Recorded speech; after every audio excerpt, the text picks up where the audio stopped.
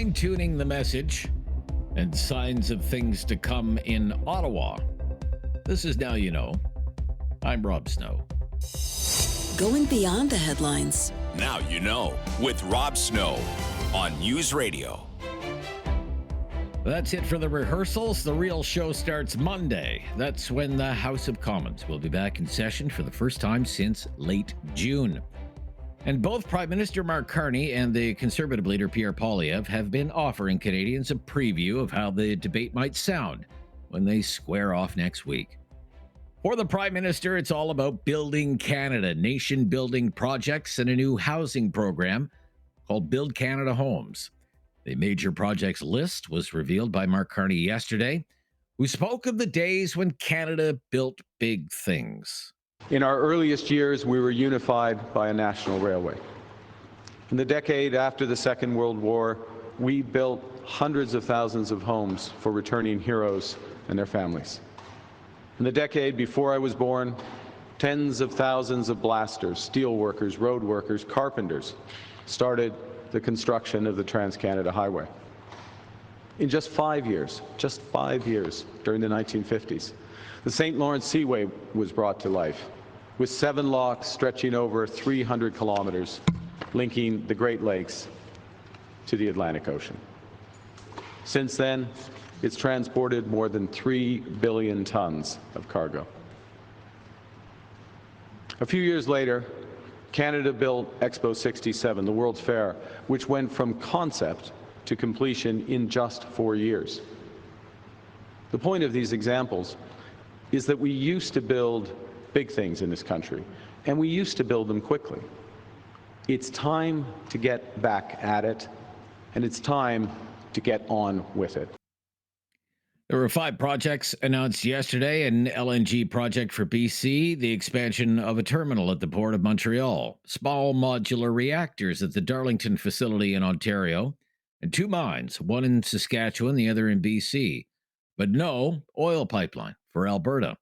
The Prime Minister isn't ruling one out, though, if the oil can be decarbonized with carbon capture and storage. We are saying that we are going to accelerate work on pathways. We see this as a potentially viable project. The Major Project Office will continue to do the work. That creates the opportunity for the plus. The plus is potential pipeline to a variety of potential markets. There isn't currently a proponent of a pipeline, a private sector proponent of a pipeline. So there's a variety of potential markets. Ms. Martin's second part of the question related to regulation and existing regulation. We have the ability under C5, under the Building Canada Act, to take into account the national interest, which would include decarbonization with pathways, economic benefits, diversifying of markets, jobs, other aspects, in order to make adjustments to those regulations in the national interest. So that's what's being explored. There's more work to be done in those regards. For Pierre Poilievre, the leader of the opposition, Monday marks his return to the House of Commons.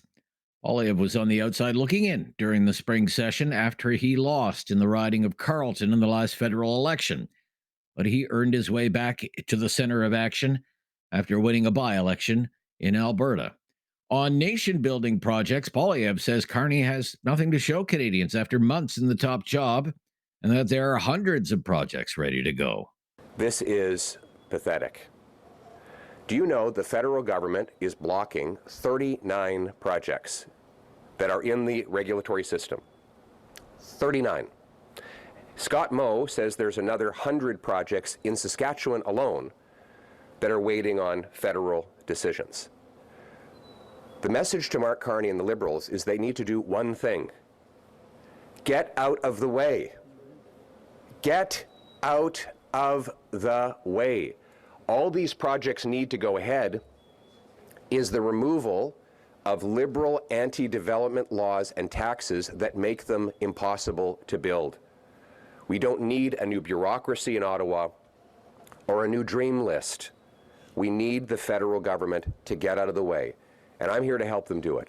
I'm putting forward the Canadian Sovereignty Act, which will get the government out of the way, open the country for business, unlock our resources, repeal the industrial carbon tax, the energy cap, the shipping ban, C-69, the pipeline ban, repeal all of those liberal laws so that we can become a country that is strong, self-reliant, and stands on its own 2 feet. In the run-up to this session of Parliament, Mr. Poilievre is hammering away on most of the same issues that he talked about in the lead-up to the last election: the cost of living, housing affordability, immigration, and law and order. This week, he said Conservatives would put forward a bill on jail, not bail. Mark Carney, it is time for you to do the right thing and reverse liberal bail laws that are unleashing terror in our communities. And if you won't do it, we will. That's why Conservatives are here today, to announce ARPAN Canada's bill, the Jail Not Bail Act, to strengthen public safety and rebalance our justice system to put law-abiding citizens first. It will replace the liberal principle of restraint. In other words, judges will no longer be required to release the accused at the earliest opportunity under the least onerous conditions. It will introduce a new major offenses category that requires anyone accused of sexual assault, firearms offenses, kidnapping, human trafficking, home invasion, robbery, extortion, arson, and other serious charges. They will then have the onus on them to prove that it is safe to release them on bail. We will strengthen bail laws by mandating judges also consider the accused full criminal history and prevent anyone with prior major convictions from getting bail. Poilievre also took a shot at the Carney government's new Justice Minister, Nova Scotia's Sean Fraser, who recently downplayed crime issues in Canada, saying Canada is not the Wild West. You know, I had one family member of a crime victim the other day say, Sean Fraser is right. It's not a Wild West. It's a war zone in some of these communities. People in these neighborhoods are terrified. They are genuinely afraid of the crime that is raging in our streets. And these are not just stories. This is not sensationalism. Fraser's promising to bring forward his own measures on bail reform and even suggested Liberals and Conservatives might actually be able to work together. These are the kinds of factors that we may look at. I noticed a number of the reflections of Mr. Poilievre that I've seen come out of his press conference today actually mirror some of the campaign commitments that we made in the recent federal election. If they are willing to work alongside us to advance reforms that will help keep communities safe without necessarily aiming solely to gin up dissent for a political purpose. Hope springs eternal. The House of Commons resumes business at 11 a.m. Eastern Time, Monday, with question period just a few hours later. I'm Rob Snow. This is Now You Know on News Radio. Critical thinking is not dead. Now You Know with Rob Snow. Returns on News Radio. He's our expert in communications, crisis communications, political communications, leadership. Barry McLoughlin is the president of TLC, Transformational Leadership Consultants. Barry lectures at the Telfer School of Management at the University of Ottawa and at the MBA program at the Shannon School of Business at Cape Breton University. You can read Barry on his Substack. You can listen to his podcast, and you can hear him every Friday here on Now You Know. How are you today? Doing great, Rob. How are you? Very good. Well, let's talk about the Charlie Kirk assassination from a communications point of view. If you are a political leader and someone dies who you disagree with, or maybe you don't even like them, what should you say? I noticed Biden, Obama, Kamala Harris, they all posted statements on social media about Charlie Kirk denouncing political violence. As I was scrolling through X on the day that this happened, I was waiting for Mark Carney to post something. It took about 10 hours. He didn't do it till the middle of the night, which tells me they didn't want to put out a statement at all, or they were analysis paralysis or what have you. But what do you do in a situation like that? Actually, that question came up at my tennis club last night. Several people, the conversation turned, why haven't we heard from Mark Carney yet? Yeah, it is interesting. I think, first of all, to be fair, I mean, he's an American figure. He's not a Canadian. He's not an elected politician. He's a civilian in the classic definition of that. And if he were to comment on everyone who got killed in an American murder situation, he'd be doing that for most of each day.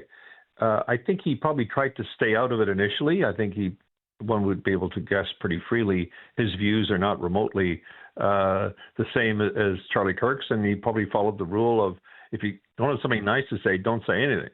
But really, he did have to say something. I mean, clearly the shift had taken place, and he put out a statement, and it was okay. I mean, it wasn't flowing with tears embedded in the, kind between of the words. Boilerplate stuff. Yeah, boilerplate stuff. Yeah. So I didn't overly fault him for that. If that was a Canadian activist in Canada, I think you absolutely got to, as Prime Minister, step forward right away. What did you think of what Trump said in his statement? Oh, typically appalling. He's got to take a situation like that. I feel like it was with my younger brother. Well, how about grandson? But then I digress. No, but everything was, the leftist extremists. He starts right into politicizing it. The boundaries one has to respect when responding to a tragedy. This is something we actually write those for clients. You do not get into turning it into a political football. Oh, he couldn't help himself. Blame, couldn't help himself. Has to be seen as really driving the response from the White House, way above what he's really doing. Then he responds this morning by, revealing that they've actually captured the guy. And again, over-talking it, moving into areas that you have no business telling us about. He's going to do it anyway because he knows. He's always the hero of his own stories. That's what he does. So again, it was cringeworthy. And then to top it all off, Kash Patel made a fool of himself in this. Like, how not, at Police Academy, you will learn this. Not, FBI director clearly doesn't even know the basics. He actually released. What did he do wrong? Yesterday. He said the person responsible for the shooting is in custody. This is what he said last night, which is outrageous. It was a 70-year-old man. It was ridiculous. It was even on the ground in Utah, they were cringing at this. And then he flies in there himself, doesn't even say a word at the news conference. Like, why is he even there? And then today he sort of kind of took it over, and thank God he spent the first minute giving gratitude to Donald Trump for enabling him to do his job for, whatever he was supposedly doing, all about Donald Trump. It was a pathetic thing. And then the worst part of that news conference, frankly, I'm the only one saying this, I may as well just say it. The governor of Utah held the news conference and told everybody what was going on. We never really heard any substantive on-the-ground police captain, whatever, telling us what's going on. We had the governor with a very political statement, covering the whole thing virtually. It was disgraceful, but they get away with it. Really? And the media, I'm noticing the media on this, Governor Spencer Cox, Republican Utah. And I've done seminars in Utah, so I think I know something what I'm talking about. That's the culture of Utah, okay, right there. But it wasn't a really proper professional news conference. Wow. Okay. We'll be right back. I want to talk about some of the things we're seeing on social media, and we have, people celebrating this on social media. What are they thinking? They're putting things up, videotaping themselves, putting videos on social media celebrating the death of someone. I want to ask you about this because the internet is forever, and some people have suffered consequences already because of this. They've been fired from jobs and whatnot. We'll talk about that with Barry McLoughlin when we come back. This is News Radio. Now you know with Rob Snow continues on News Radio. With Barry McLoughlin from TLC Transformational Leadership Consultants. You'll get a kick out of this one, Barry. The top trending topic on X in Canada is U of T. And it's not because researchers at the University of Toronto cured cancer. It's because one of their university professors posted something on social media celebrating the death of Charlie Kirk. That professor is now on leave. They've been placed on leave. Okay. School teachers, other professionals have done the same thing. Some people have been fired from their jobs. We have young people posting messages of celebration over the death of Charlie Kirk. I think videos that could one day be seen by a future employer. What is your advice to these people? Well, as somebody that lectures at universities, I would say, you have to know the limits of free speech. As a professor, you're in an influential position, and spouting out your own political views on something as hypersensitive as the in-public assassination of a political activist is just crossing the line. It's sending all the wrong signals and messages to the young people who would be influenced by their professors, that this is okay. If the professor can do it, so can I. And I think it's just wrong. I think University of Toronto, I don't know if they can actually fire her. Depends on what her status is there. But, they have suspended her in an informal way. Don't come in. And, so there's been no formal step apparently. But they announced it and she's not on campus. So they took a pretty tough view with her. And I think it was a signal to other academics across the country to, limit what you say in public about events like this. There has to be some Absolutely. sensitivity in it. And Yeah, she ran right over that. Most companies have policies about this. The company I work for has policies about posting material online that may bring the company into some disrepute. Yeah.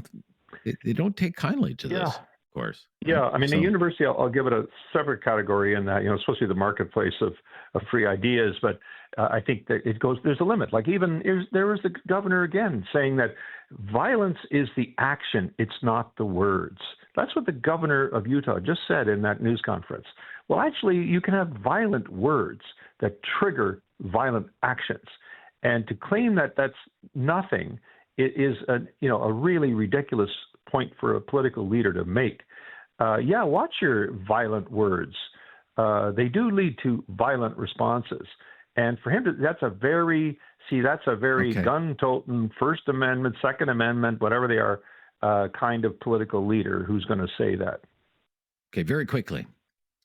Halifax is hosting Davis Cup matches featuring players from Canada and Israel. Pro-Palestinian protesters promised to disrupt the event and even compromise the security of the event.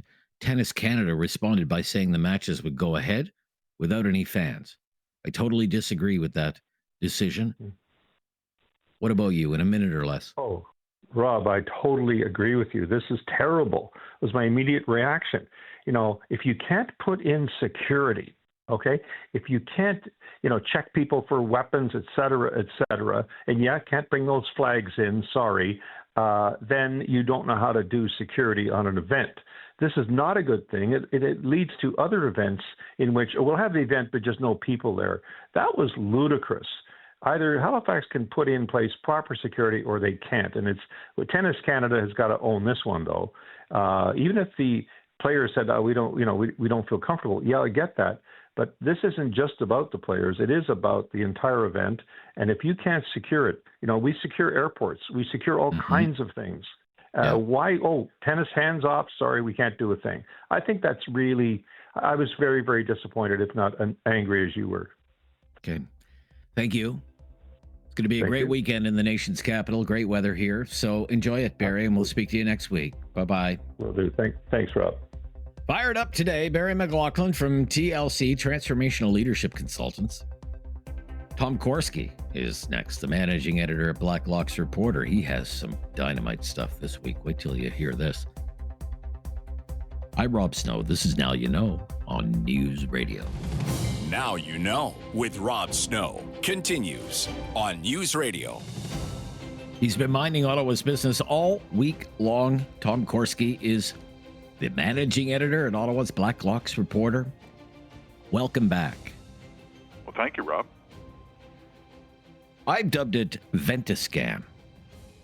The money that was spent by the Trudeau government in the early days of the pandemic buying ventilators, many cases through sole source contracts, that many of those contracts went to a firm owned by a former Liberal MP. And whatever happened to those machines? Give us a little bit of background on it, first of all, Tom. This was $1 billion program, and it was to buy ventilators, as you mentioned, in the early innings of the pandemic. And the feds had convinced themselves there would be a crushing need for ventilators. They quickly discovered within weeks that they were wrong. And then they did nothing. All these contracts had been let. They were all sole-sourced, which means that there were favored suppliers who were awarded contracts without the bother of competitive bidding or pricing that ensures value for taxpayers.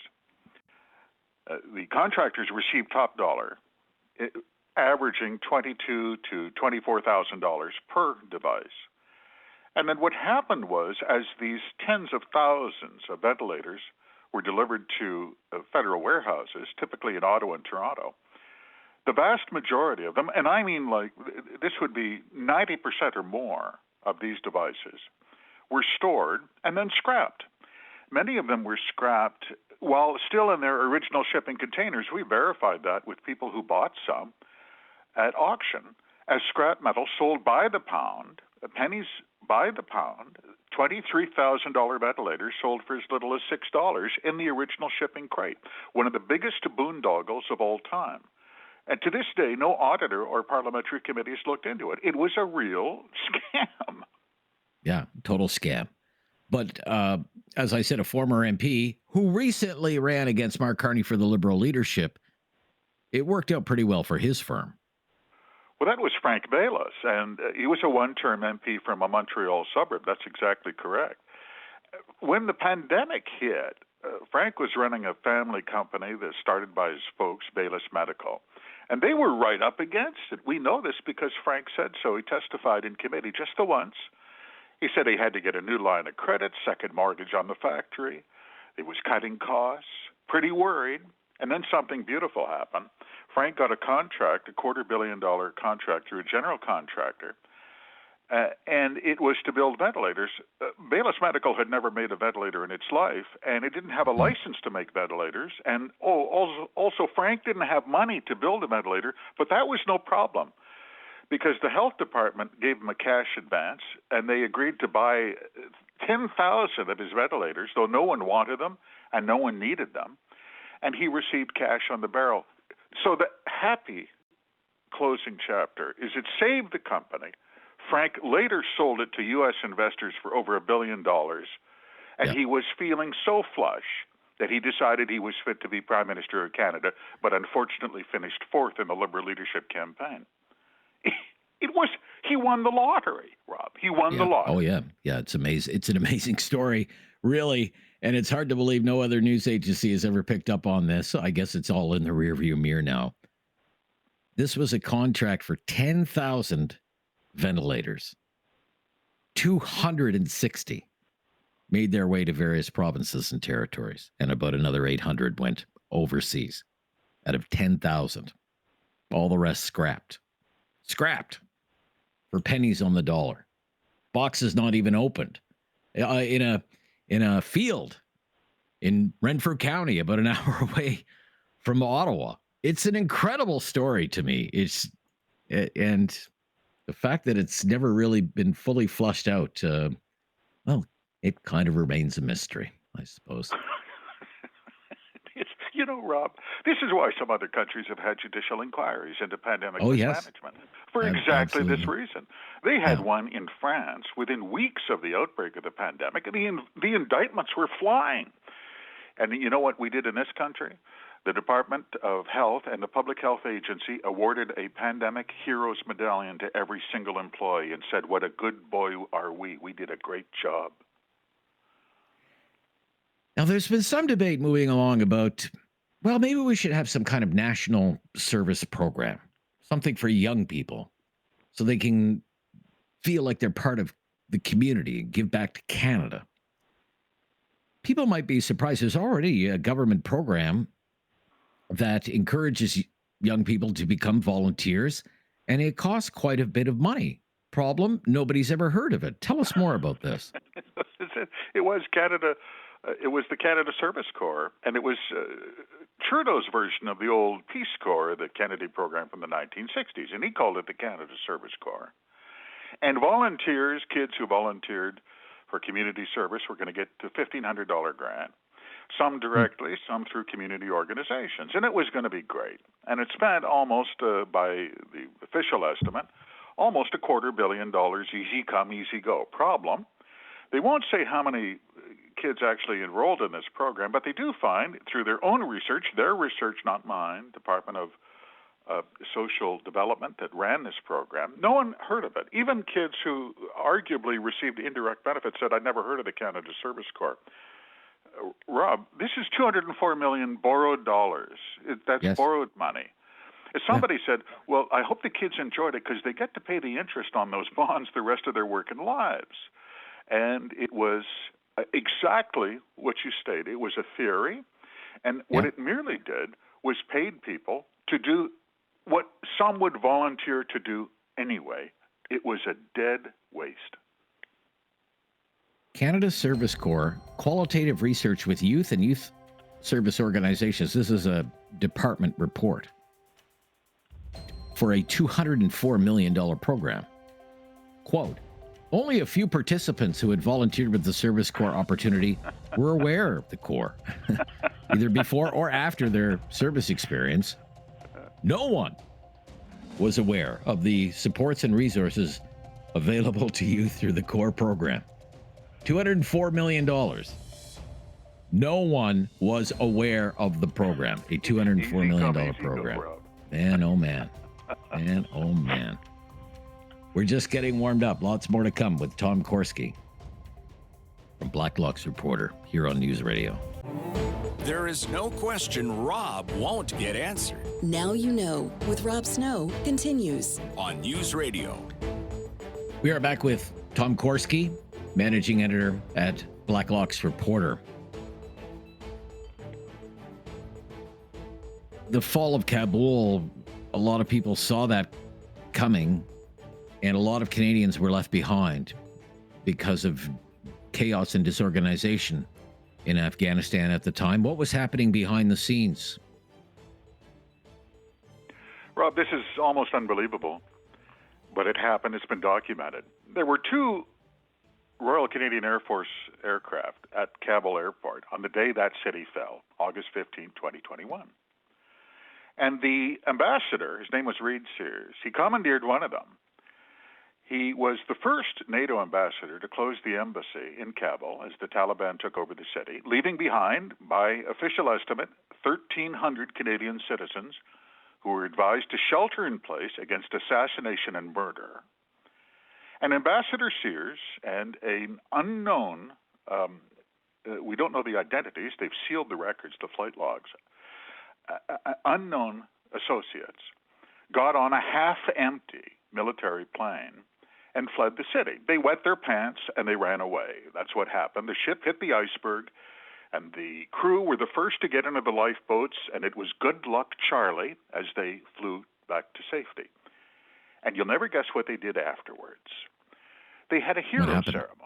They had a hero ceremony at headquarters, the Department of Foreign Affairs right here in Ottawa. It was closed to the public for reasons that would be obvious to anyone who has a gag reflex. And in this ceremony, they congratulated themselves for extraordinary heroism. They unveiled a plaque to themselves. And Ambassador Sears gave a speech, very moving speech, in which he said, "We set the standard on duty to the public in moments, challenging moments of national security." Rob, we always say these people have pride, but they have no shame. They are shameless. That's unbelievable. Just incredible. Tom Korski is with us. He's the managing editor at Blacklock's reporter. How many ballots were deemed late by Elections Canada? What happened to those ballots? Well, there was over 40,000. There was mail-out ballots, as there always is in every election. This is interesting because the Chief Electoral Officer on Monday is going to detail his official report into the election. MPs on the House Affairs Committee have a lot of questions, Rob, about irregularities. More than 40,000 ballots were mailed out and came back, but were marked late because they missed the deadline.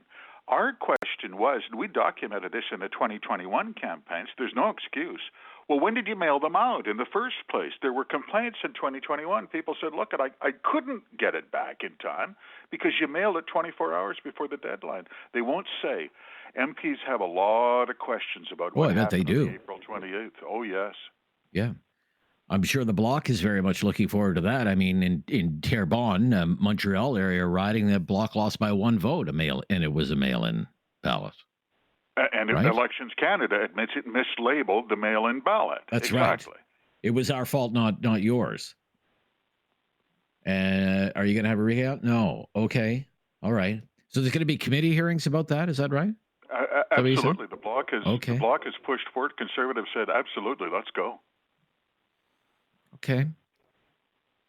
What's happening with the federal government taxes on legal marijuana? How much is that bringing in a year now, legal pot and tax? Not as much as they'd like, Rob. They Okay. had dreamed of they'd get $400 million a year, maybe up to $900 million a year. It was going to be great. That didn't happen. The Department of Finance, we see access to information records. They count $244 million in federal revenue last year.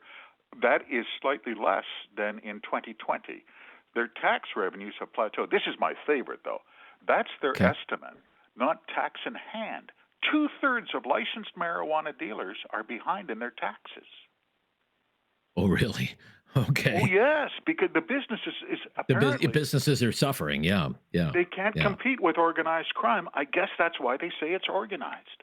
Well, plus, I mean, gosh, you know what it's like in Ottawa, Tom, and it's like this in other cities as well. I mean, if there's an empty storefront, what goes in there?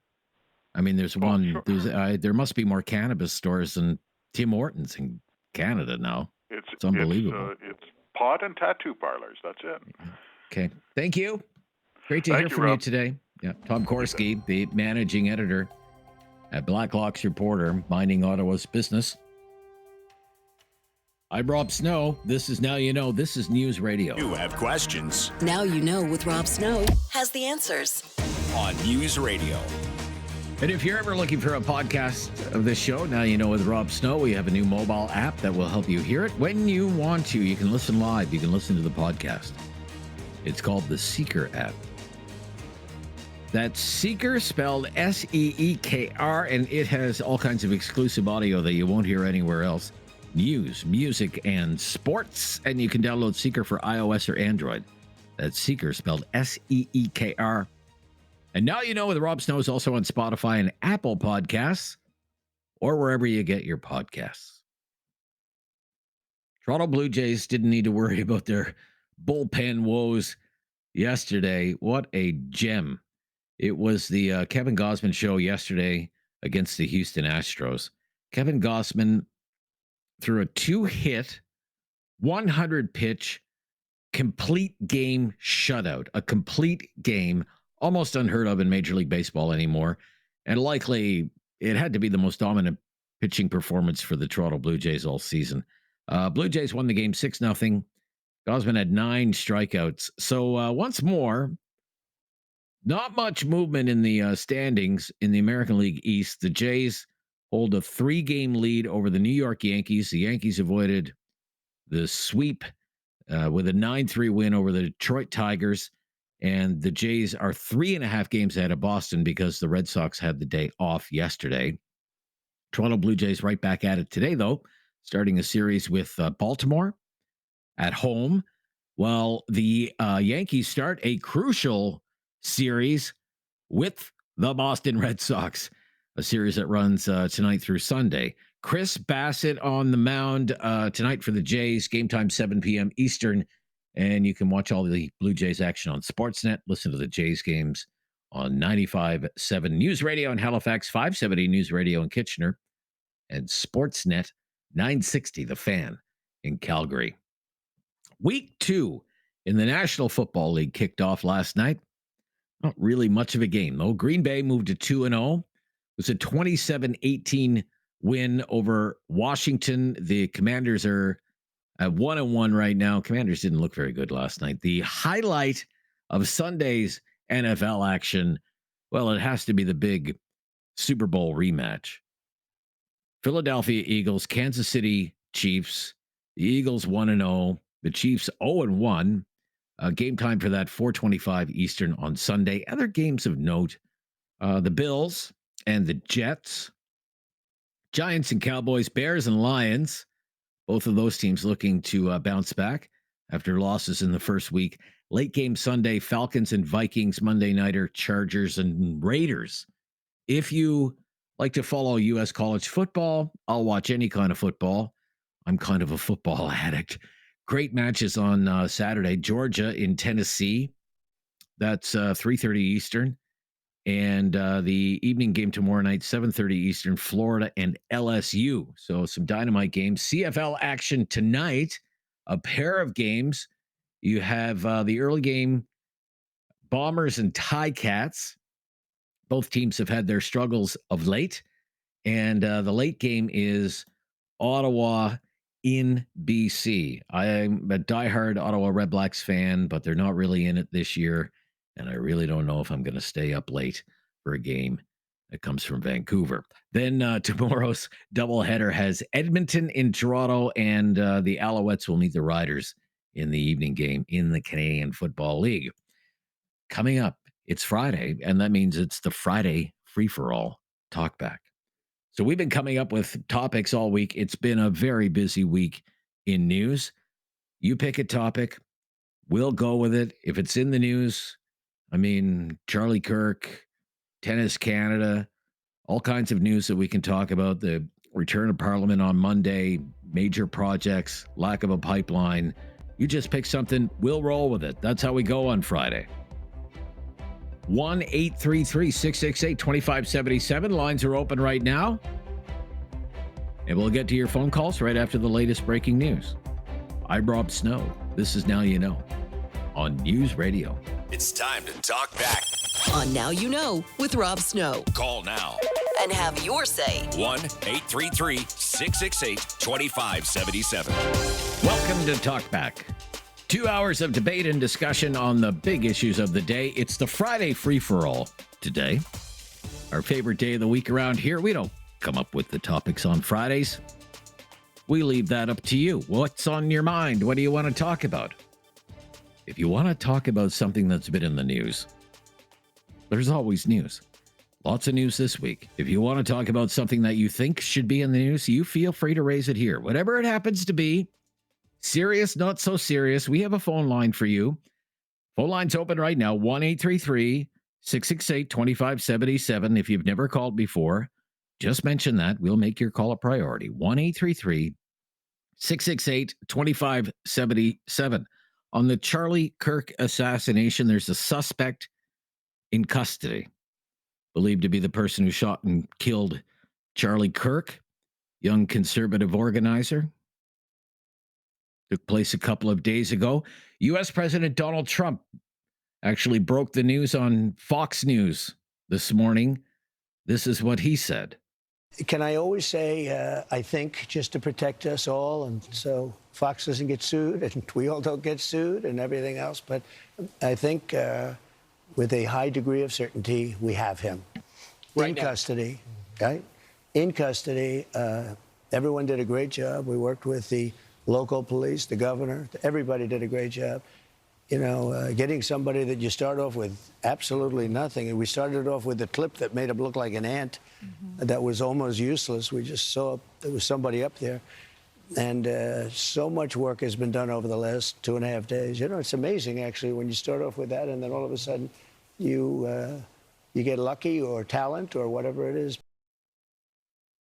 And then Trump went on to say someone very close to the suspect turned the suspect in. All confirmed in a briefing later in the day by law enforcement, and the suspect, 22-year-old from Utah, by the name of Tyler Robinson. So that is the big development in the Charlie Kirk story today. We want to talk about this story today. We can pick up where we left off yesterday if you would like at 1-833-668-2577, but there is a different angle we would like to explore with you today. And that's people who go online and they video themselves and they put videos up on social media platforms, Instagram, TikTok, X, whatever. And they're celebrating the murder of Charlie Kirk. They are celebrating the murder of Charlie Kirk. They're glad it happened. They think he deserved it. Some of them sound thrilled, and they hope it happens more often to people like Charlie Kirk. We have some examples here. Here's one. Hey, so Charlie Kirk just got shot. Maybe there are good guys with guns out there. Update. Charlie Kirk is officially looking up at us, and I'm about to head to the grocery store because I'm making ribs tonight. Oh, but he was a man with a wife and kids. Yeah, and now they're safe from him. Here's another one. And there are a lot of people that are like, no matter what side of politics you're on, you should never celebrate something bad happening to someone. I, on the other hand, do cheer when bad things happen to bad people. And here's one more. Charlie Kirk got shot and he's dead. Finally, somebody with a gun, which is almost everybody in the states, grew a pair and went and shot somebody on the right side. Thank you. Can we keep this up, please? I could play 100 more. I could play 100 more like that, but you get the idea. Okay? They're all along the same lines. The celebrating murder. When you hear that, what do you think? When you hear that, what do you think? What is going on there? What is going on in the mind of someone? A lot of young people, not just young people. People who would say, I'm happy someone murdered Charlie Kirk, or anyone for that matter. And not just that, but then put their camera on selfie mode, video themselves, and then put it on social media. Can someone explain this to us? What is going on in the minds of these people? That they think this is the right and proper thing to do. That's one. Here's another one for you. There are other people online who are keeping track of videos and postings like that. They're finding out who these people are, and they're reporting them to their employers, and they are asking those employers, how do you feel about one of your employees celebrating murder? Is that someone you want on your payroll? For example, play the third clip there. Charlie Kirk got shot and he's dead. Finally, somebody with a gun, which is almost everybody in the states, grew a pair and went and shot somebody on the right side. Thank you. Can we keep this up, please? That person was an employee of Legal Aid in BC, and she's been fired. There's a story in the Toronto Sun today from Joe Warmington about a professor at the University of Toronto who has been put on leave by the university. She posted online, shootings aren't good enough for these fascists. And she used the C word. So she is, quote unquote, been placed on leave. What do you think about this angle of the story? Should someone who posts comments or videos on social media celebrating the murder of another person because they don't agree with their political beliefs be outed and even potentially fired from their job? Let's say you had a business. You're running an organization. You learn one of your employees is posting that kind of stuff on social media. You fire them? You want someone like that working for you? Social media, such a cesspool. And just when you think the pool can't get any deeper, it just sinks a little bit lower, doesn't it? 1-833-668-2577. What do you think about outing people and exposing people who have that mindset and post that kind of stuff on social media? 1-833-668-2577. That's just a conversation starter for the Friday Free-for-All Talkback. We're more than happy to follow your lead today. I'm Rob Snow. This is News Radio.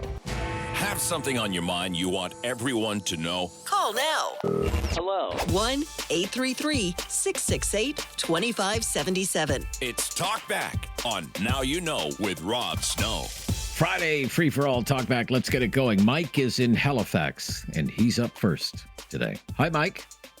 How you doing today, buddy? Very good, Mike. Yep, thank you.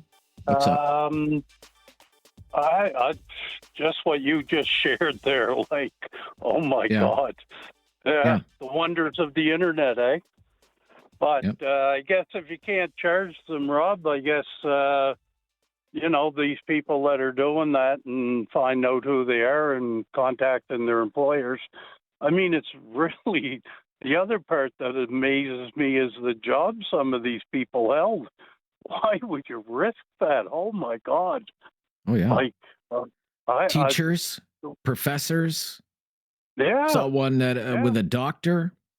Like, it's just, you know what? I guess until the internet showed up and this could happen, and the rest of us could see it. I guess we never knew how many evil, sick people were out there in the world. Like it baffles me. It really, really does. Okay. I did want to ask you one thing. The guy that was just on there, Black Hawk, is it? Like the bird? Oh, Blacklocks reporter. So Locks? Locks, yeah. Okay. No, I'd like to look that up. You look it up. Yeah, you'll have to subscribe. They have a pretty strict paywall there, so they're not giving their stuff away for free. But well, and you know what? I have a little saying that I say to people sometimes. You know, like if we knew half of the stuff that the government was up to behind our backs, you know, we'd go nuts. Like just. Well, I mean, let's think about the two stories that we talked about today with our good friend Tom Korski from Blacklock's reporter. Did you know there was a Canadian Corps, that the Trudeau government had created a Canadian Corps? You ever heard of that? I never, ever. Giving out $1,500 grants to young people so they would volunteer? You never heard of it, right? Absolutely, and he said they spent not $204 million on that program. Well, the first one really got me with all them ventilators and the fact that the ventilators. They like, how are these people, Rob, not in jail? How, you know, there again, I'm baffled again. Like your show today just, blew my socks off. Like $1.1 billion, $1.1 billion on ventilators. In one case, they bought 24,000 ventilators. 19,000 of them were scrapped, sold at government surplus auctions for scrap metal. And then the guy sells the company and then becomes a billionaire. Like, crazy. And I mean, it's the people that we vote for that are supposed to be putting the money into. Think of all the homeless people and the food banks that are going on. Like the money that could be invested in Canada, and it's all these. And these are the people we trust to run our. It's scary. It's scary. Mike. I'm gonna run. Right, I've got to go now. Thank you, Mike. Bye bye. Beaver Mine, Alberta. Hello, Tom. Up next on Talkback. Hi, Tom. Hey, how are you? Very good, Tom. Thank you. Just great. First and foremost, I'm off topic and my timing's bad, but what went on in the state, terrible thing. We can never condone any level of violence, in my opinion. I was phoning on a more Canadian matter. Earlier in your show this morning, you mentioned Pierre Poilievre earning his way back into the House. Yes. And on a humorous note, I disagree. I think he bought his way back in. He was voted out by the people who know him best.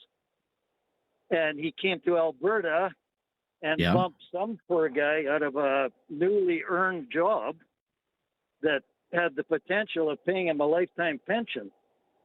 And, you know, I don't think that's earning your way back in the House. I think it's buying your way back in. Okay. And at the time I was laughing when I wanted to call you, but of course, that's okay. Got way more. Well, Damien Currick, sorry, sir. Damien Currick had been the MP. You're right. He won overwhelmingly on April 28th in the election in Battle River Crowfoot.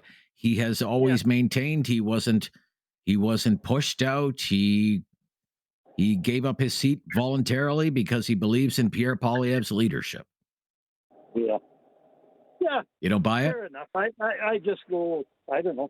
I know if I'd have just been voted in, I'd have felt pretty sad, but if I wasn't compensated for what potentially is a pretty good lifetime pension, you know, if you can make it twice there. Yeah, 6 years is all it takes to qualify for the pension. It's like a term and a half, basically, and you qualify for the pension, right? Yeah. Here I am. Anyway, I really right, but you take issue, and that's fine if you take issue with how I described it. I did say in my script that Pierre Poilievre earned his way back by winning the by-election. If you take issue with that phrasing, sir, that's up to you. That's that's fine. I just watched it all and I thought, you know, my thing was, I thought, right or wrong, he'd got fired by the people who were doing the best in the Center Advocate. I don't know. Fair enough, sir. Yeah, if that's how you see it, who am I to argue? But thank you for your call today. I'm Rob Snow. It's Talk Back. Start the conversation today, will you? We're wide open on topics. Open line, open topic. Friday free-for-all. We'll be right back with more of your calls here on News Radio. Have something on your mind you want everyone to know? Call now. Hello. 1-833-668-2577. It's Talk Back on Now You Know with Rob Snow. In Windsor, Nova Scotia, Alex up next on Talk Back. Hi, Alex. Hey, how you doing today? Very good, sir. Thank you. How are you? I was just, I'm all right. That's good. As opposed to the 6 people on both sides on the internet, either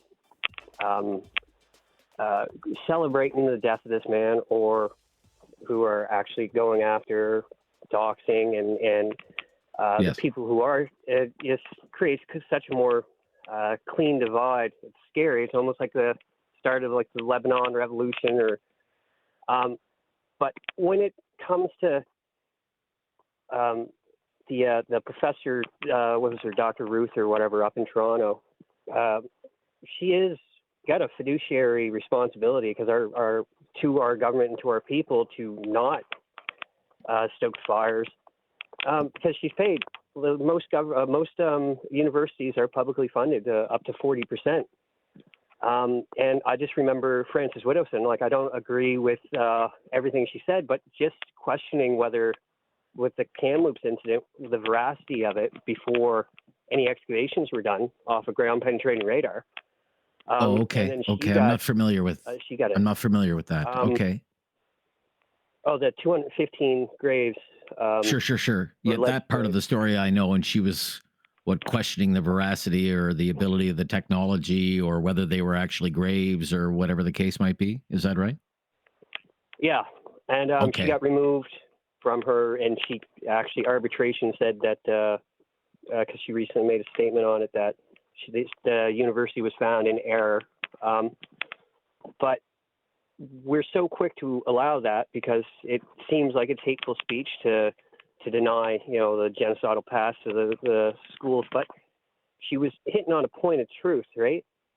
But now we have somebody who we're questioning whether they should still have a job or not, and they're literally practicing hate speech, like under, was it C-319, which is our hate speech law, inciting violence or inciting hatred. I guess a lawyer could argue that. I'm not a lawyer, so I don't know whether that would be a... Yeah.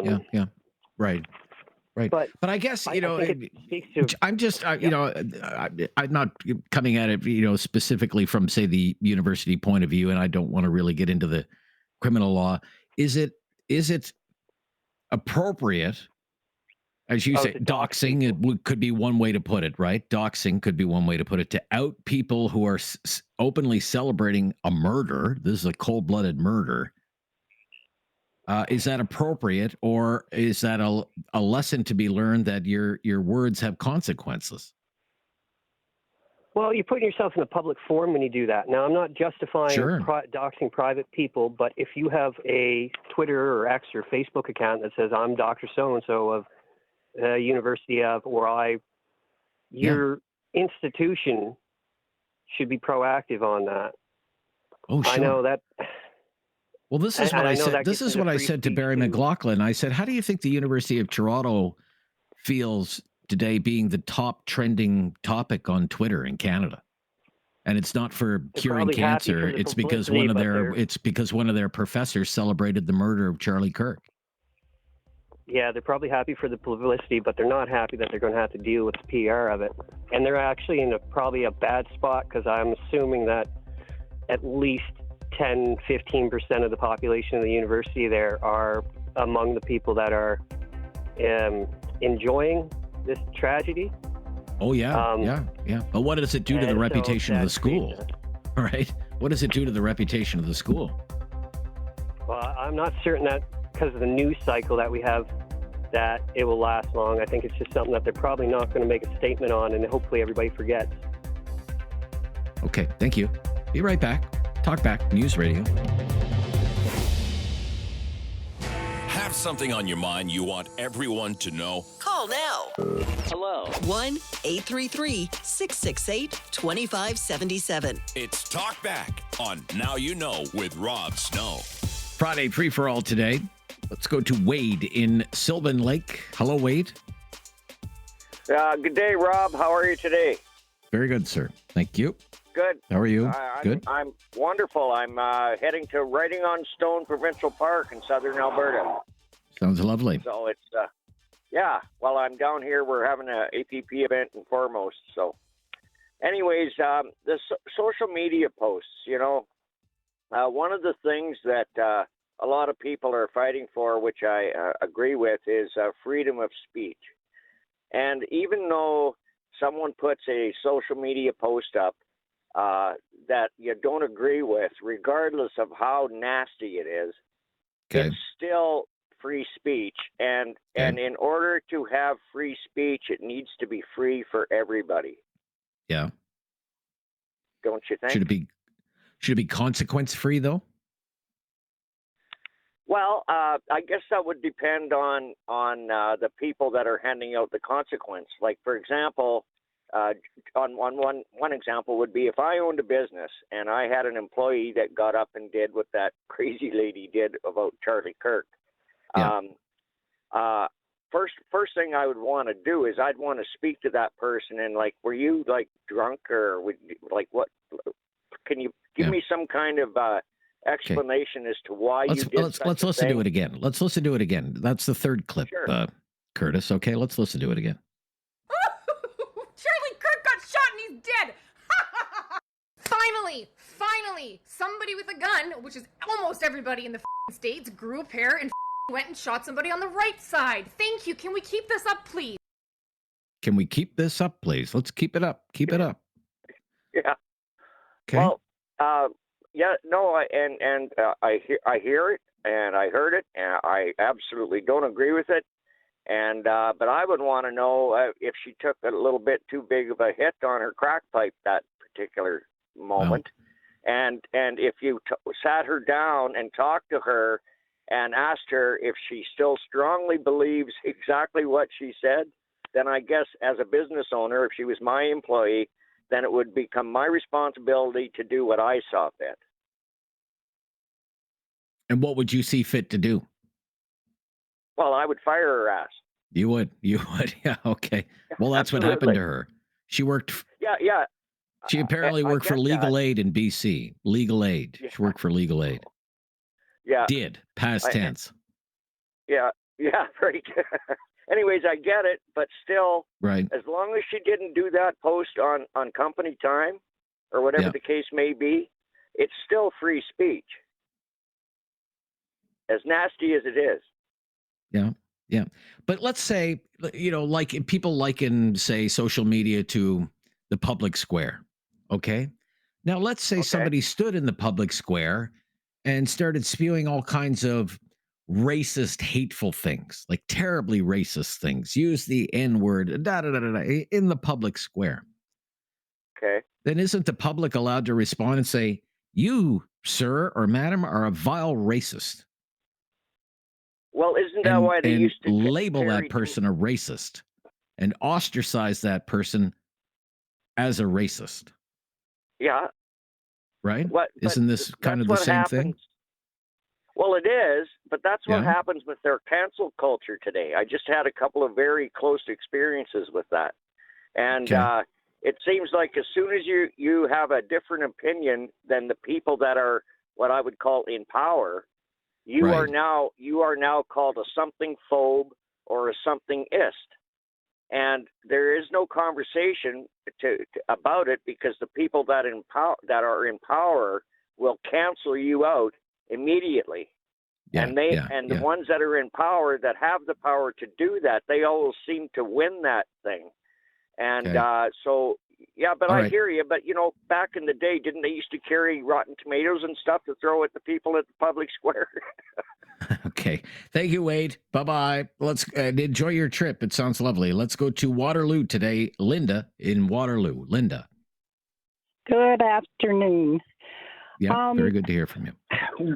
We seriously have a major problem when even the last video you just played with that girl saying, thank God somebody's doing something with their gun, do more. And keep doing it. Okay. Let's keep doing it, she says. Keep it up. When Charlie was shot for the world to see, I honestly thought it was a sniper that was hired. I never would have expected it to be a 22-year-old. I honestly thought one shot, the way he was shot, it had to be somebody professional. When I seen those videos that you have played online, I felt as sick to my stomach as I did when I saw Charlie be shot. We have to do something because it seems, and not all of them, you can't pin them all in the same category, but when there are that many young people that have that much hate, I think it's time to, in our curriculum in the schools, right from after kindergarten or including kindergarten, we need to do something to stop this. I mean, kids join up, teenagers join up on social media groups, and I don't say they're all going to be nasty and believe to go with the rest of the crowd, but it certainly seems what's going on right now. And that professor from the University of Toronto, she should have been fired.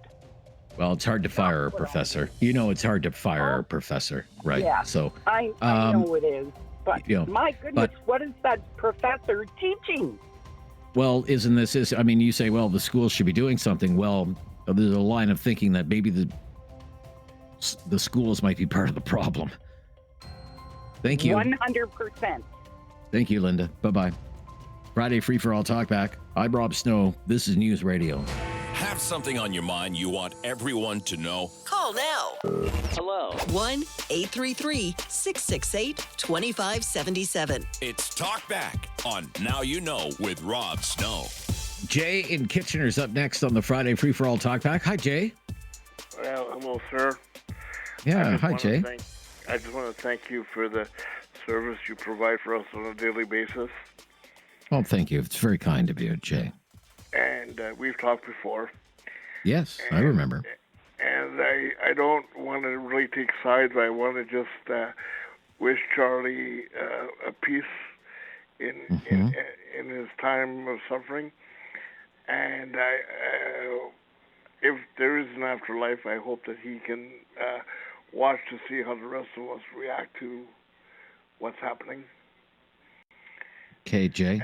And I hope that it ends better. But the most important topic I want to talk about is thanks to the Blue Jays, we can end our days peacefully and just enjoy what they do for us right now. Yes, there's joy to be found in sports, especially when your team wins. And my gosh, that was a great game yesterday. What a pitching performance yesterday from Gosman. That was great. Yeah. Because you never see a complete game anymore in the major leagues. I mean, 6 or 7 innings, and that's usually it for the starting pitcher if they make it that far, let alone to do a complete game. So that was quite something yesterday. Really good game. We call him the Wizard of Gauze. Wizard of Gauze, yeah. Well, he earned that nickname yesterday, Jay. Thank you, Rose, for your time. And thank you, Jay. You hang in there, buddy. Yeah, you call anytime. Thanks again. 1-833-668-2577. We have some lines available there for you on Talkback here on News Radio. Emerson up next in Calgary. Hello, Emerson. Hi, thank you, Rob, and happy Friday to you. Same to you. Rob, I just wanted to call when you played that clip from the woman that used to work for legal aid in BC, and the way that she was laughing her head off, encouraging people to keep it up. There's no question in my mind that there will be a criminal referral on that, because she's encouraging, exciting people to continue going out there and committing murders. So I think that she's looking at something a little bit more than just being fired. I mean, that's friggin' scary when somebody in legal aid will do that. Now, people say she did that on her own time. It doesn't matter, because you are representing us on a full-time basis. It's like people I know who are police officers. They can't be going out on their days off saying stupid things, committing stupid things, and saying, oh, well, that's my personal time. I'm sorry. It's just like you represent your station, and you're out on the weekends doing crazy things. 660 or whoever it is that you're working with, they're going to say, I'm sorry, we can't have this. And you're going to say, well, I'm entitled to my opinion. And they say, yes, you are. Here's your pink slip. Go. And you can continue speaking off. Oh, yes. So, I mean, when I hear that clip, I mean, thank you for finding it, because I hope people realize that you cannot act inappropriately, regardless of whether you're at home or wherever you are, making stupid comments, encouraging people, especially there's a lot of young people who would love to say, oh, she's saying we're doing a good job. Let's keep doing it. And you know what? She's got some psychiatric issues, and she worked for legal aid. I tell you, boy, I hope they take a good look at some of the files that she worked on, because that's scary. I'm still shaking over that. Laugh is something that you might want to use on Halloween night, but she's got some serious issues, Rob, and it really upset me when I heard that. And I'm just grateful you had the courage to play it. But the bigger question is, should there be consequences for people? They're being more or less doxxed, okay? Because for every video like that, there's another account that is, keeping score, if you will, and they're finding these people. Oh, this person posted this. Oh, they work here, they work there, they work there, and then the next thing you know, their employer is tagged. Hey, did you know your employer said this, that? What do you think about that? It's almost. Well, I would want to know if I have an employee, that's saying crazy stuff online, I don't want them working for me, because I don't know what they're capable of doing with my business. So they should be out. I mean, if she's going out there encouraging people to kill people, do I want her working for me? She might come to work one day and kill me. How do I know what her issue is in her head? Right. I'm sorry, but, she comes to work, and you never know what's between somebody's ears. She comes to work, she brings a gun, and we got dead people in the office. No, they got to go. They do something stupid, they have to be held accountable. Their feet will be held to the fire. And I hope she is referred for a criminal complaint, because when she says, can we keep this up, that was more damaging than that stupid laugh that she had. So Rob, thank you for allowing me to. Well, thank you, Emerson. Yeah, thank you. Anytime, Emerson. Yep, thank you. Got to run. Be right back. If you're on the line, hang on the line. We'll fit you in before the top hour news here on Talkback Friday. Free for all Talkback on News Radio. Have something on your mind you want everyone to know? Call now. Hello. 1-833-668-2577. It's Talkback on Now You Know with Rob Snow. Marcel in Okotoks, you're on the Friday Free for All Talkback. Marcel, hi there.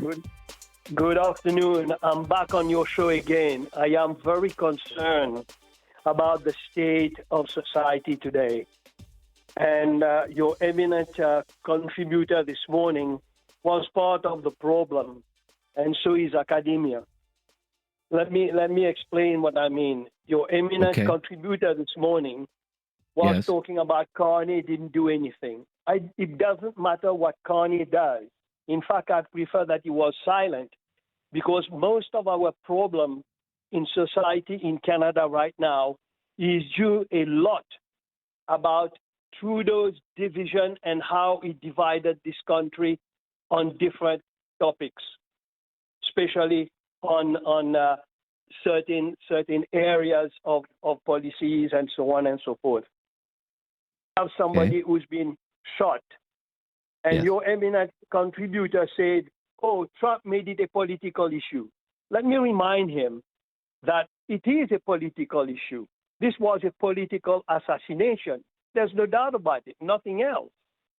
He forgot to say that in his highfalutin way that, oh, it was mishandled by the FBI and so on and so forth. Does he remember what happened in the Maritimes when somebody went on a rampage and killed people? Does he remember those two brothers that went across the country and went on a rampage? We are no better than anywhere else. We have a societal problem. It is not about Trump. It is about us as a society. Okay. The biggest problem is academia. When we have people I was part of academia. I'm retired now. And I can tell you, there are certain people in academia who are very dangerous. Look at that lady in U of T. I just saw something else this morning, that the police in Edmonton is investigating a drag queen who said, Smith, you're next. Okay. Have you seen that one? I did not see that one, sir. I've seen so many of them now, they've all melded into one almost. I know. Hundreds this is what of them. Worries me. That's what Okay. worries me. Right. Okay. Society is being changed by academia. A lot of these things, that's what Charlie was doing. He was going into campuses explaining to the youth, there are two ways of thinking, not just one way, not the left way or the right way. And it is political. Let's not forget, he's a young man of 31 years old being shot by another crazy person. Yes. Very, very dangerous time. Yeah. So and what leads, I mean, by all accounts, I mean, it would seem that this Tyler Robinson figure, 22 years old from Utah, had a good life, came from a good family, went to a good school, on a scholarship. So what happened to him that makes him so filled with hate that he would want to go do something like this? Did academia play a role in it, perhaps? Did academia play a role? Who knows? Absolutely. Well, who know? Okay, you say absolutely. He's been radicalized. He's been radicalized by academia and the media, which has been obfuscating certain things. I mean, we don't talk about the number of issues that have been going on lately: assassinations, threats, and all these things. And you talk about consequences. Our judicial system is failing us. There are no consequences when you get criminals walking out on bail. I mean, we have a major issue, and we've got to look at it as a bigger picture, not just one isolated issue. Okay. Thank you for your contribution, Your Eminence. Bye-bye. I appreciate your call. I appreciate your opinion. We'll be right back. That was a quick hour of Talk Back. Last one of the week is coming up. We'd love for you to share an opinion today. Any opinion at all. At 1-833-668-2577. The Friday Free-For-All. This is News Radio. It's time to talk back. On Now You Know with Rob Snow. Call now. And have your say. 1-833-668-2577. Welcome to hour number 2 of Talk Back. I'm Rob Snow. It's our Friday Free-For-All Talk Back, so we follow your lead on Fridays. Final hour of the week for us. Let's get right back to it. Paul is in Cambridge, Ontario today. Hello, Paul. How are you doing today? Just excellent, Paul. Thank you. How are you? No, I'm doing pretty good. Yesterday we spoke and we were discussing the fact of a politician saying that it was understandable that people take violent actions. You said it was Gerald Butts. Yeah. I thought it was Trudeau. Yeah, okay. So I checked today, and we're both You right. sent me an email, right? You sent me an email. Trudeau said it, and then Butts repeated it. So you've got Gerald Butts and Justin Trudeau both stating that it is understandable to resort to violence if you don't like the way things are. Well, I read the story that you sent me. You sent me a Toronto Sun story Yeah, right? Brian Lilly. Yeah. By Brian Lilly. Brian Lilly's going to be on our show on Monday, by the way. Brian and I worked together for about 10 years or so in the radio business, so we know each other pretty I'd say well. you're lucky then. Yeah, I'm lucky. Yeah. But according to his article, Trudeau said it, and then Butts repeated it. Yeah, but I read the story, and it says, further down, the quote doesn't really match what, to the extent that Gerald Butts said. Gerald Butts said it was understandable, right? It was understandable that people were burning down churches. With Trudeau. Yeah, there's a video clip there with Trudeau as well. I'll have to watch it. Yeah. Like I say, it appears that we're both right, which is a bad thing. Right. Either way, that's a bad thing. Well, I mean, they're birds of a feather, those two. I used to call them the Dimmer twins, those two. So, I mean, there you go. I had another name for them, but we can't say it on air. Yeah, let's be kind today. I guess we should be kind after a week like this. So they're both. Yeah, but like I say, at no time is it acceptable to resort to violence just because you disagree with somebody's political views. And no one should be saying that that's acceptable, like the University of Toronto professor that said that was a good thing. She said, like quote, shootings aren't good enough for these fascists. And then she said a word I can't say on the radio. I know exactly what it is. I read it too. But this is just not acceptable. If you can't sit down and have a discussion and come up with some sort of a solution without, like I'll discuss anything with anybody and I will listen to their view, but I also expect that they would listen to mine. Yes. And if they got to resort to violence, then, there's no point in even talking with them. Now, let's say, Paul, somebody who worked for you, for example, put something like this on social media, said they were happy that Charlie Kirk died, and I hope there's more to come, because that's what some of them have said. Would you fire that person? Would you feel it was appropriate to fire that person? If they were well known as a representative of my company, yes. Yeah. Okay. Yeah. Like you have to look after your business, and you can't have people saying controversial things that are going to do harm to your business. And whether your business is a university supposedly teaching young people, or whether it's a manufacturer that of a product, supposing a gun manufacturer, for example, has an employee that goes online and starts publishing things saying that, we only build firearms to kill the most number of people in the shortest period of time. Right. Are you going to keep that person on? Probably not. Yeah. Okay. Gotcha. I certainly wouldn't. Yeah. Good point, Paul. Okay. Thank you. Got to run. Thank you. Let's get to another call here. In Calgary today, Michael. Are you still with me, Michael? Hey. I am. How are you doing? Very good. Thank you. What's on your mind? Good.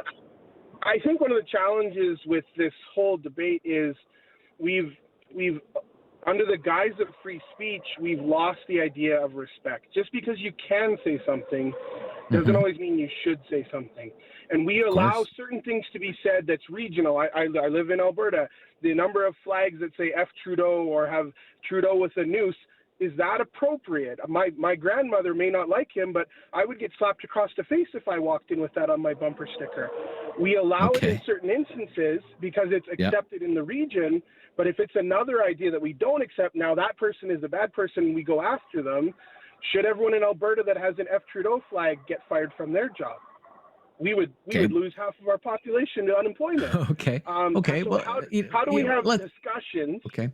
Yeah. How do we have discussions that our foundation is respect, and based on the idea that I'm open to your ideas, you're open to mine. But if you're threatening someone, if you're resorting to people making comments of this person should be taken to the train station, yes, it's words, but can it lead to greater things? And I think that's what we're seeing is eventually that emotional side of people overrules their logical side, and terrible things start to happen. Yeah. Well, isn't that the concern? And so how do we bring respect back into conversations? And yes, you can carry a flag on your vehicle that says those things. Should you? You can disagree with someone. Is it appropriate? Is it appropriate for our society to see that and just go, oh, that's normal, that's cool in Alberta, haha, cool flag? Or should we say, you don't need to like that person, but you should have a certain level of respect for your fellow human being? Okay, well said. Thank you, Michael, for sharing your opinion today on Talkback.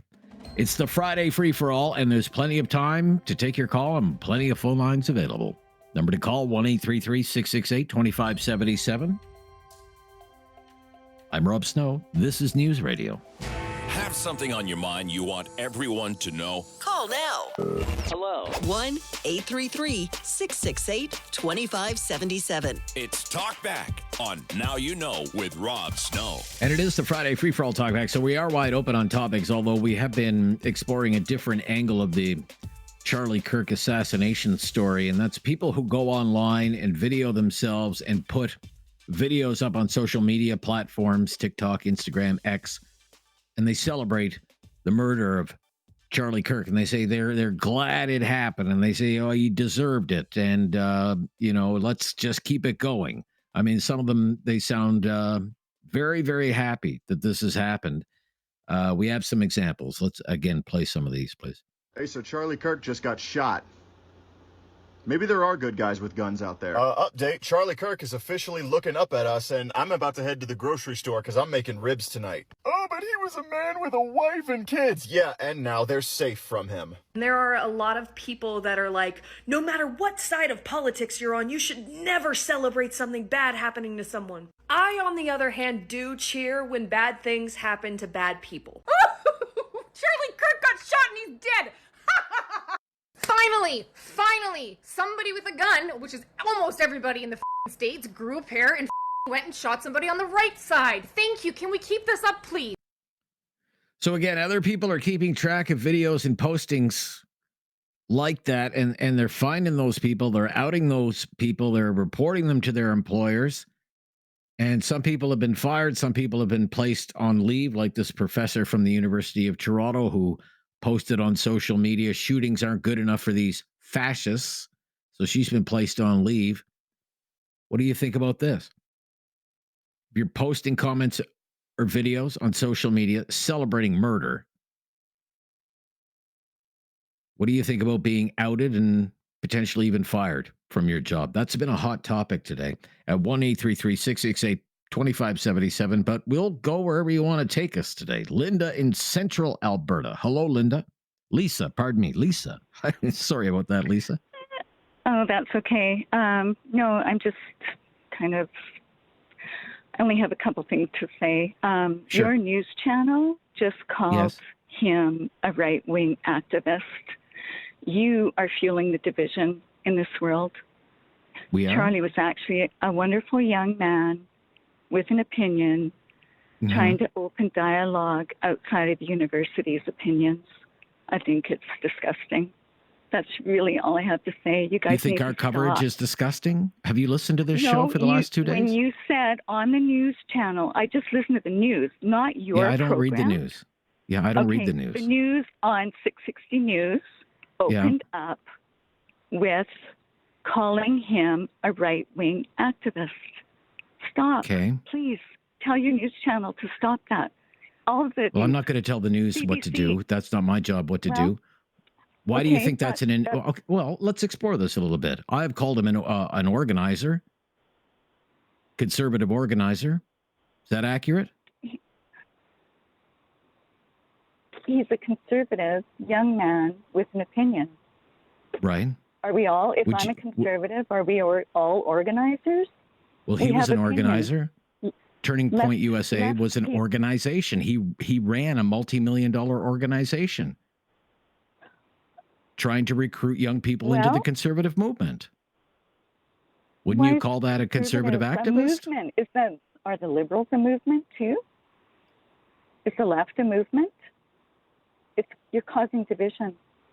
Please stop. No, I don't think. No, I'm not causing division at all. I completely dispute what you're saying, and I disagree with what you're saying. Oh, she hung up on me. Okay. Yeah. So much for open debate and dialogue when somebody just hangs up in your ear because they disagree with you. He ran a multi-million-dollar organization.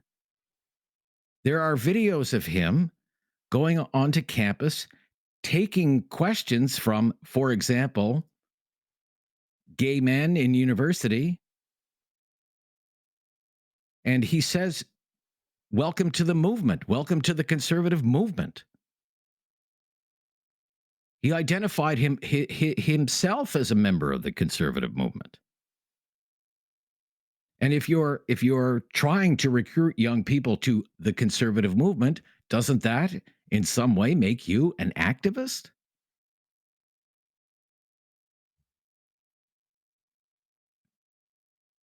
You know, if you want to debate the issues, just don't hang up on my ear. It's very rude, actually. I'm going to stop here and take a deep breath. Be right back. I'm Rob Snow. Talk Back on News Radio. Have something on your mind you want everyone to know? Call now. Hello. 1-833-668-2577. It's Talk Back on Now You Know with Rob Snow. Gordon in Calgary up next. Friday Free for All Talk Back. Gordon. Hello, Gordon. How you doing? Very good, Gordon. Thank you. All calm down now. Okay, you're all calmed down? Yeah, all calm down. Everything's good. Okay, I'm going to flip on to another topic. Sure thing. I'd like to thank Mr. Carney and his Liberals okay. for bailing the automotive industry out at the expense of the Western Canadian farmers, seeing how we can't have Chinese vehicles in here. China has refused to take our yellow peas and our canola, and there's no sense even trying to sell peas because nobody's buying them. They aren't worth anything, and canola is in the tank. And if they did a little bit of figuring, the canola industry alone generates more money than what the automotive industry does. Employs more people, different degrees of education, and it keeps manufacturers of farm equipment in business and the dealers. You're going to see a whole whack of independent dealers, machinery dealers, bite the dust this year because nobody's buying. Oh, really? Farm equipment dealers, you mean? Farm equipment dealers, you mean? Yeah, okay. Yes. Sure, they get all that used equipment there. Doesn't belong to the company. It belongs to the dealers, and they're stuck with that. They got to pay for that stuff. Okay. Wow. And it's going to hurt. Like, sure, peas are worth $5.60 bushel. Last year they were over 10, and we could sell them at 10 last year. This year we can't even sell them. Nobody's buying. Nobody's buying them. Okay. Okay. No, and our biggest markets are China. Yeah. And everybody sucks up to Trump because he might do something radical. And let the Chinese electric vehicles come in. If they're no good, nobody will be buying them. Yeah, the market will figure that out. That's what people say. The market will figure that out, right? The market will figure that out. Okay. And you know, it's not just. If I would just add, you know, it's not just Mark Carney who is saying. Well, Mark Carney's not really saying much about Chinese-made EVs. It's Scott Moe who's going to China. It's not Mark Carney who's going to China. But Pierre Poilievre this week said he doesn't want those vehicles in Canada either. Yeah, and he's from, put it this way, he parachuted into Alberta so he could get a seat. Okay. He doesn't, as far as I'm concerned, he doesn't give a rat's ass about agriculture. Even though he's in an agriculture region. Well, yeah, the riding that he represented in Ottawa up until, I would say, the last 5 years, it was all rural agriculture, his old riding in Ottawa. In the last 5 years, it's become basic. Yeah, in the last 5 years, because there's been so much population growth and home building, a lot of the farmers have sold land, and where there used to be farms, it's all subdivisions now. That's part of the reason he lost in Ottawa. Yeah. It's because it went from being rural to being suburban. So. Yes. Yeah. Yeah. something's got to change. You know, a lot of people think, oh, heck, you just don't worry about the price of grain. We'll just go to the store and get it. Well, guess where it comes from? And another thing, the price of grain goes up again. Everybody's going to raise the price of food. Well, the price of grain has dropped 50%. How come a lot of the food in the store hasn't dropped? Can I ask you just one more thing, because we're just a little tight on time? You know, we've seen since the carbon tax, you know, they canceled the carbon tax and then gas prices fell, but now gas prices are higher now than when the carbon tax was on. What's going on with fuel costs on the farm? They're going up the same as everybody else's. They are, right? Okay. All right. That's bad too. Okay. Kind of a double whammy there. You've explained the situation very well, Gordon. I wish there was better news for you. Maybe Scott Moe can get a deal done. We'll see. I think he's going next week. 1-833-668-2577. Talk back on News Radio. Have something on your mind you want everyone to know? Call now. Hello. 1-833-668-2577. It's Talk Back on Now You Know with Rob Snow. In the home stretch of the Friday Free for All Talk Back, so wide open today. Bob is up next. Hi, Bob. Thanks for calling. Hi, thanks for the opportunity. So I wanted to talk a little bit about Charlie Kirk and the reaction. I've watched him on videos, and while I guess I tend to lean a little bit right. The older I get, I certainly don't buy everything that he was selling.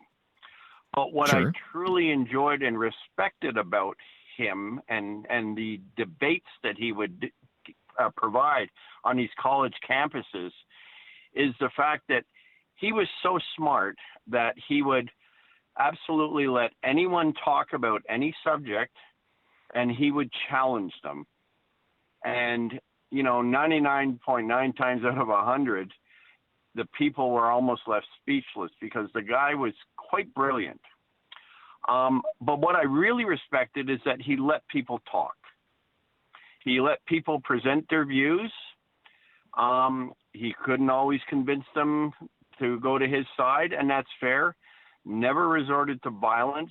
I've seen videos where guys are challenging him to a fight, you know, which is the equivalent of somebody phoning in and hanging up on you, I guess. I guess so. But I can't stress the guy's brilliance. So, and where I get frustrated, Rob, is I'm retired now. So I'm out, you know, playing golf with a longtime friend of mine who's an anti-Trumper. We don't talk a lot, and I'm not a pro-Trumper, you know, but I certainly lean a little bit right.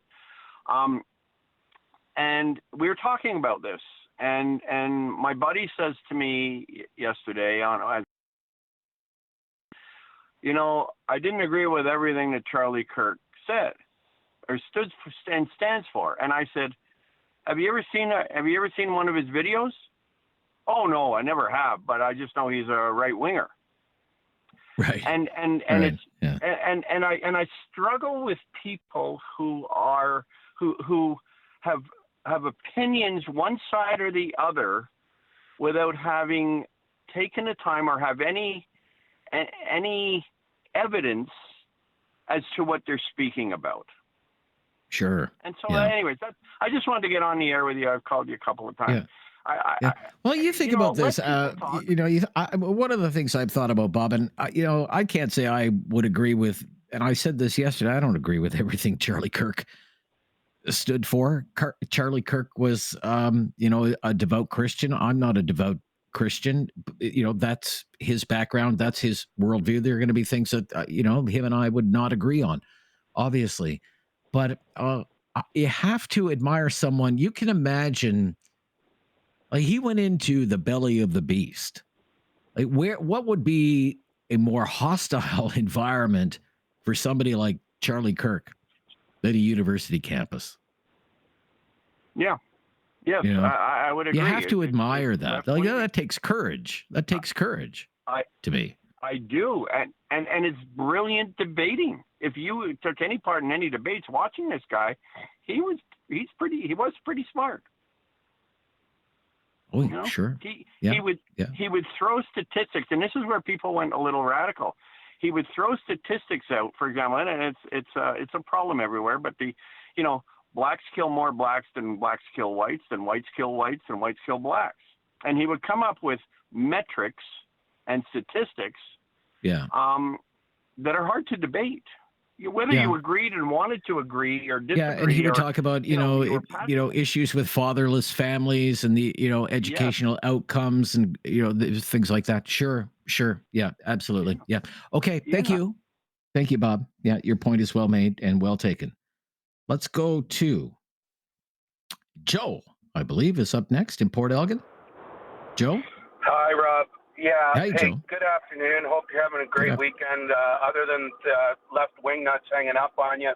That's okay. I don't think people like that are any better than the MAGA people that they rail against. I think the left wing nuts are as militant as any group that I can think of. And it doesn't serve them well from a credibility standpoint, especially this crazy woman out in BC. Like, I don't Facebook and I don't Twitter, and I never have and I never will. I'm not a lemming, and I never will be one. But, I feel like those people that put themselves out like that, they deserve the negative. If you're stupid enough to shout out your vitriol on social media, you deserve the negative feedback that comes back your way, including losing your job. It's just, that's what I wanted to ask you, Joe, because you've told me before you're in business, like you're a private business person, right? I was. Or you were, right? So if one of your employees put something like that on the internet, what would be your reaction to that? Would they still be an employee of Joe's Widgets? No, they'd be sanctioned or let go. I mean, you don't just represent yourself, and that's today's reality. Maybe it was different back in the 70s and 80s, but nowadays you don't just represent yourself. You represent everybody you're affiliated with on some level. Okay, so it's accountability, and I don't think these people understand accountability when they go and shoot their mouths off. How about a university professor? Like, last time I checked, aren't they supposed to be intelligent? Like, where do they get off like throwing this vitriol out there and not expect them to lose credibility? Yeah. So that's on a university campus, they might say, "Well, what about my academic freedom and that sort of stuff?" So we'll see what happens with that. If that person was working for you, they'd probably be fired by now. It's a little more complicated in a university setting. I'm sure you're aware of that, Joe. Thanks for the call. Gotta go. Joe, have a good weekend yourself, sir. Good to hear your voice again. We'll be right back on Talkback. 3-4 lines available there. We can fit you in. This is News Radio. Have something on your mind you want everyone to know? Call now. Hello. 1-833-668-2577. It's Talkback on Now You Know with Rob Snow. Abe, calling again from Champion, Alberta. I must have hooked you, have I, Abe? I'm good, Abe. You're calling quite frequently now. I won't insult you. You're a good guy. Okay. I've talked to you before. I don't know why people would be rude to you. You know, what bugs me is this whole idea about business subsidies. Business subsidies, okay. I'll just say a few things, and then you can... like farmers, for example, I'm from Alberta. The farmers here generally don't sell everything that they grow in 1 year. If they take it depends on their pocketbook, of course, but most people here have a lot deep pocketbooks in farming. Their family's 100 years or so. They've been farming a long time. Not everybody, but they don't sell right away. They often stay for a year or two, put it in the grain bin, and wait till they think the market's going to go up. I don't know why everybody's getting in a knot over the canola and that, I mean, that stuff will sit in the bin for a long time, Like, I could see that if the farmer would go back, if the government would go back to the old program and say, well, you know what, we're going to buy 70% of your grain at today's prices. We'll give you the money, and you can hang on to it for 2 years, and you got 2 years to sell it and make more money, and we'll get our money back that we put out for you, to co-ownership of the of the canola. I mean, I could see something like that, but all this government subsidy, like that'd be helping a person help themselves. I haven't got a problem with that, but I don't like helping people. I just like helping people help themselves. It doesn't matter if they're unemployed or underemployed or. Well, my understanding is what's being offered to the, say, canola growers is they're not going to be subsidized. The government is just saying, we'll let you borrow more money. They're lifting loan limits. That's my understanding. Yeah. And I don't like that either. That's not fair. Well, the farmers don't like it either. The farmers don't like it either. They want a resolution. They want a resolution to the China problem. That's what they want. That's exactly China's a big market for them. $5 billion. It's a $5 billion market, not easily replaced. Yeah, and that's okay. Take me for example. Remember when we had COVID? Sure. I had a contract and I had priced out my product. It was going to cost me $35,000. 2 months later, I got awarded the contract. I ordered the product, and this from California. They charged me $76,000 for the same product. And I said, why? They said, well, COVID.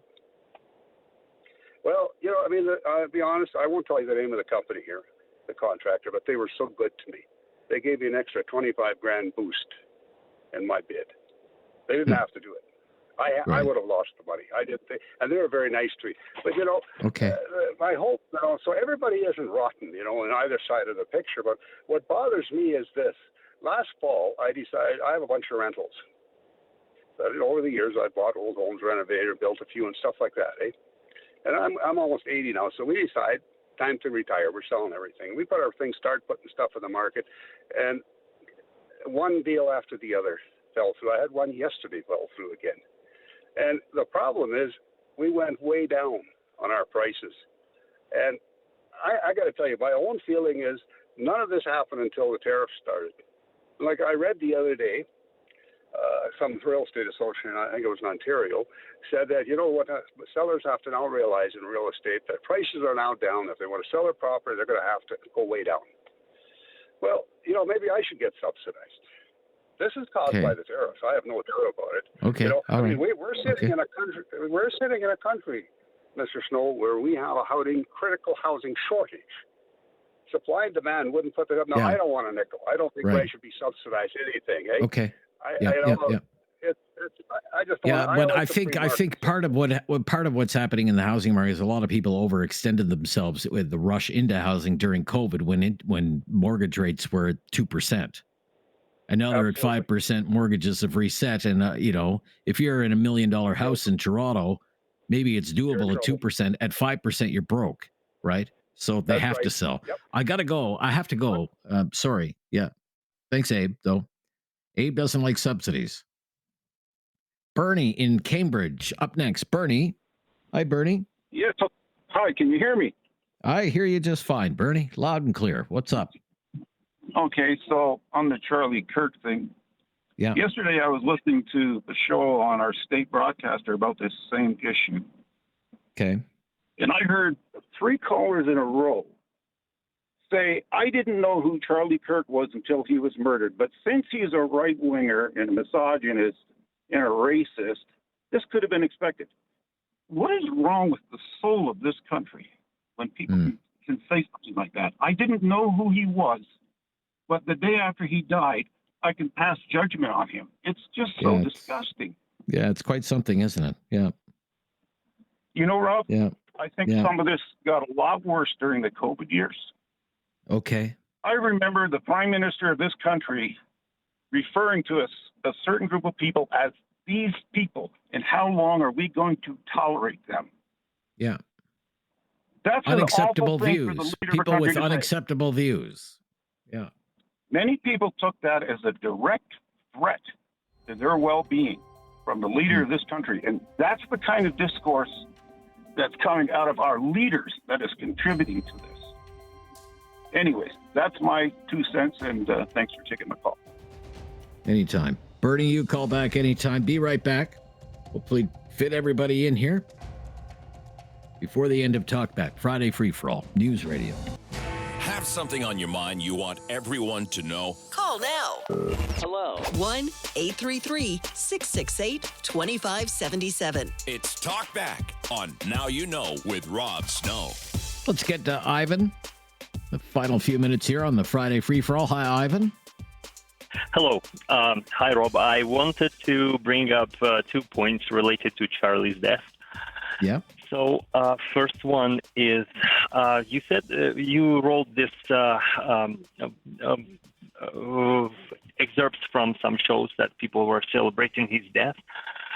It's from social media, yeah. And it's unacceptable. It's just a very bad behavior, and it's just showing a nasty side of people.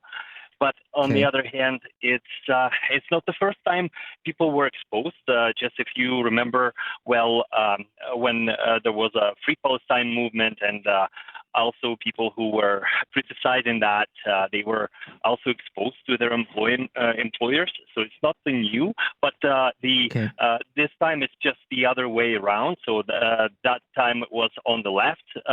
People were on the right. People were affected who criticized them. So now right-wingers are exposing the left-wingers who are saying something. So it's just like tit for tat.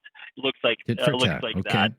Yeah, and second point is that I see the attempt to make a martyr out of Charlie. He was just a human, and some people didn't feel that he was a good human. So I think on one hand it's good to criticize, but at the same time we should remain civilized and be like not nasty to each other. Nothing to argue with there, sir. Thank you, Ivan. You've had your say, and we've only got about a minute and a half. But Timothy, sounds like you're going to get the last word for the week. You're the best for last this week, Timothy. Hi there. You saved the best for last. I'm a frequent caller, and I want to say thank you for your show. You are probably one of the most level-headed people I know, Rob. You are, I believe, to some extent, a progressive conservative. And the lady that called, which is the reason why I called in, Lisa or Linda from Central Alberta, is completely wrong. Okay, I don't know her. I don't like people who are extreme. Charlie Kirk was also an extremist. Poetically, I do not support violence in any way, form, or shape. But Kirk himself said that it's okay, in order to protect the Second Amendment, for a few people to die through gun violence. Right. It's poetic that he died, and I do not support his death. And I don't like people who are on the extreme. I am conservative. I'm a Christian. It didn't stand for true conservatism. It didn't stand for true Christianity. It was a bit of a fascist. And I don't hate him. I don't like him. I do not support that he died the way he did, but it's oddly poetic and ironic. Poetic. Wow. Okay. All right. The mouthful, that's I know. Kind of a dark. That's kind of a dark way to end the week, Timothy. All right. Okay. We'll end it there, though. Thank you. That's it for us. Wow. What a week. What a week. And it's not going to slow down, because when we're back next week, it'll be the first day back for the House of Commons. Pierre Poilievre returning to his natural habitat of Parliament and question period, and Mr. Carney, Prime Minister Carney, trying to guide the nation forward with his own agenda. So there'll be lots to talk about on Monday. Hope you'll join us then. And we'll bring you new topics and take more of your calls. And we will always bring you the latest breaking news. That's coming up next on News Radio.